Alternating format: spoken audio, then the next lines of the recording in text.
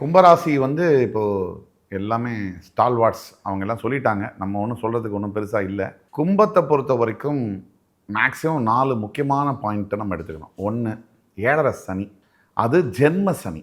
ராசினா என்ன?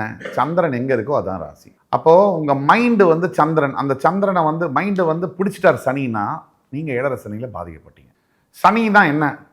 முழு பாவ கிரகம், நேரோ மைண்டட்னஸாக திங்க் பண்ணக்கூடியது, தடைகளை ஏற்படுத்துறது, தடங்களை ஏற்படுத்துறது, நம்ம வாயிலேயே நமக்கு தெரியாமையே கெட்ட வார்த்தைகளை பேசுறது, நமக்கு எதெல்லாம் விரோதமோ அதை நம்மளே செய்வோம், ஆனால் அது நமக்கே தெரியாது.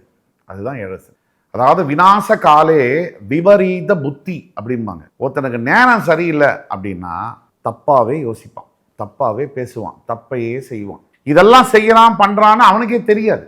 சொன்னீங்கனாலும் ஒத்துக்க மாட்டான். இதுதான் பேட் டைம்னு சொல்றோம். இப்போ பேட் டைமுடைய நல்ல டைம் எப்போ மாறுது அப்படின்னா, நான் வந்து தப்பு பண்ணுறேன், நான் தப்பாக நினைக்கிறேன், என்கிட்ட தப்பு இருக்குன்னு ஆரம்பித்து தான் திருத்தறதோட முதல் பாயிண்ட் அதுதான்.